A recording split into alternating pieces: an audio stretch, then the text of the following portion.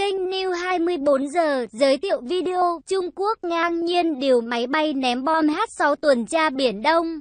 Trung Quốc ngày 8 tháng 12 đã ngang nhiên điều máy bay ném bom hạt nhân H-6 tới tuần tra trên Biển Đông.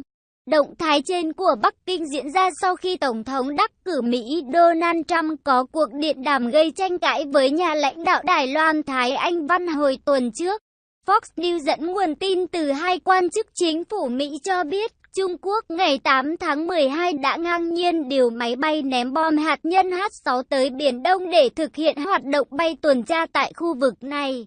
Đây là lần đầu tiên Bắc Kinh triển khai một oanh tạc cơ tầm xa ra ngoài lãnh thổ kể từ khi Tổng thống đắc cử Mỹ Donald Trump có cuộc điện đàm với nhà lãnh đạo Đài Loan Thái Anh Văn hôm 2 tháng 12 vừa qua. Theo lời các quan chức Mỹ, máy bay của Trung Quốc đã bay dọc theo đường 9 đoạn phi lý do Bắc Kinh tự đề ra trên Biển Đông trong cuộc tuần tra lần này. Lầu Năm Góc sau đó đã được cảnh báo về hoạt động bay của Trung Quốc cũng theo hai nguồn tin trên. Máy bay ném bom Trung Quốc đã thực hiện những chuyến bay trên Biển Đông nhưng chưa chuyến nào có tầm bay xa như lần này. Các quan chức Mỹ nhận định rằng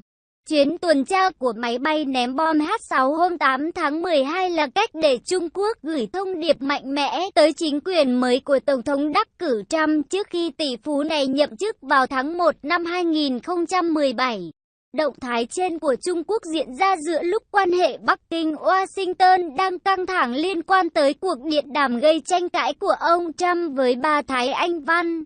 Đây là liên lạc đầu tiên giữa một tổng thống hoặc một tổng đắc cử Mỹ với lãnh đạo Đài Loan kể từ năm 1979 trong một diễn biến có liên quan khác. Vệ tinh do thám của Mỹ gần đây phát hiện Trung Quốc được cho là đã triển khai một số thành phần của tổ hợp tên lửa đất đối không xa 21 tới cảng Jiayang ở phía đông nam Trung Quốc nơi được sử dụng để tập kết các chuyến hàng quân sự của Bắc Kinh trước khi chuyển ra các đảo do nước này chiếm đóng trái phép trên Biển Đông.